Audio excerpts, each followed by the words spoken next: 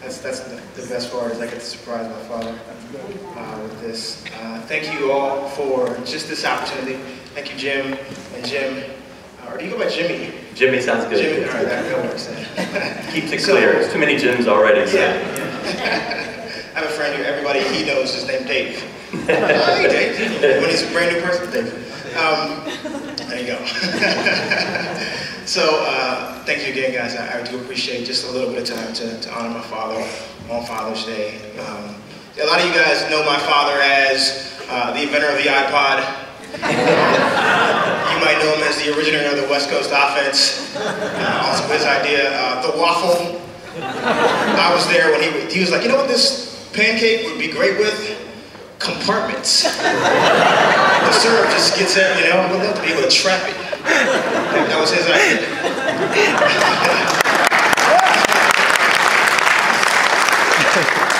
He's much more than that. He's my dad. He's my father, and I really do want to just take a few minutes to thank him. Who remembers the Ninja Turtles? Show of hands. Teenage Mutant Ninja Turtles? You guys remember that? Okay, fantastic. For those of you who don't, 4 Ninja Turtles, right? Leonardo, Michelangelo, Donatello, Raphael, right? Exactly. Nobody's favorite was who? Leonardo, right? Nobody liked the leader. For whatever reason, the guy who was the mature one and the leader, nobody ever identified with that guy. They liked the party dude, Michelangelo, right? You liked the genius, but you never admired, you never pointed out the leader. And I thought that was an interesting phenomenon, that a lot of times the leader gets overlooked. A lot of times, at least in that moment, nobody really pays attention to or likes the guy who's in charge, who's supposed to be the guy who's in charge. You can see it, you know, kind of down the annals of history, we see people, we begin to honor leaders, but kind of right in that moment in time, the leader is not somebody you always admire. And one of the things that, you know, as a father, that's your primary responsibility, is to be the leader. And I know as a child, and maybe maybe some teenagers out there who, you know, you don't appreciate your father. You don't realize who your dad is. You don't realize all the things that he's trying to do for you. You don't realize all the ways he's trying to lead the family. The number one thing I think with leaders that you see as I get older is the most important thing is to lead by example. You don't always respect and like what your dad does, but as you get older, you respect his integrity. When he said something and he did the same thing, he practiced what he preached, essentially. That was my dad. He always practiced what he preached. In 3 distinct ways. One of the things most important for a leader, as a man, as a father, the number one thing was he loved my mother.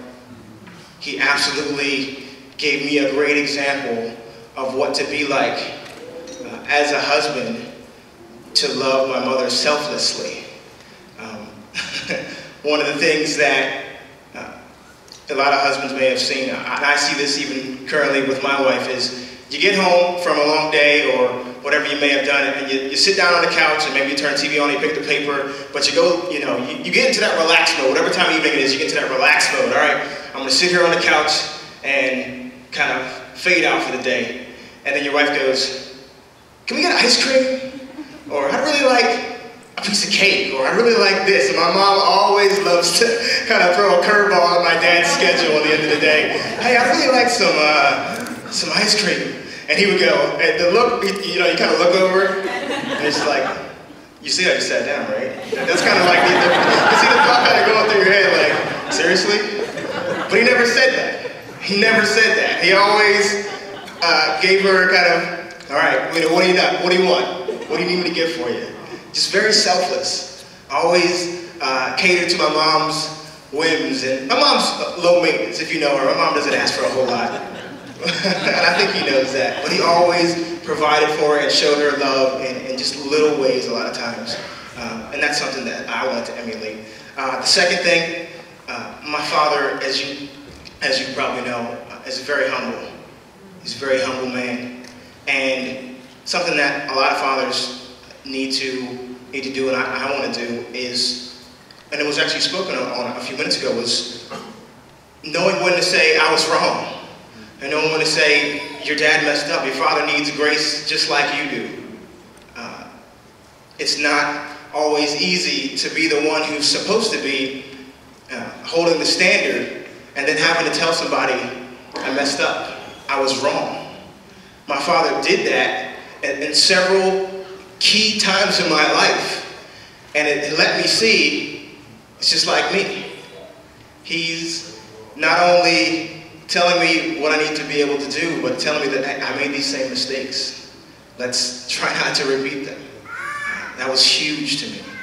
And the last thing, being that spiritual head of the house, being that person who's an example spiritually to the family, and not just going to church on Sundays, but actually living the life, actually following Christ and making it an active thing to do in his day-to-day. He often, as a kid, I used to get up, this is pre-cable, so cartoons were only on at certain times of the day, right? There wasn't, Nickelodeon and all this stuff. I mean there was, but, not everybody had it. Now everybody has it, right? So I would get up and I would see my dad, and a lot of times he'd be coming in for a jog or something like that, but he would oftentimes, more times than not, when I got up in the morning, I would see him praying. And he would be in the living room or in the basement, just on his knees in prayer. You guys know the T-bowing move, the down home like that? To me, I saw that all the time. So that's not T-bowing. To me, that's just daddy. That's just man-grooming to me. He should copyright it then and there. Probably could have sold some T-shirts, I know that move. Very familiar with it.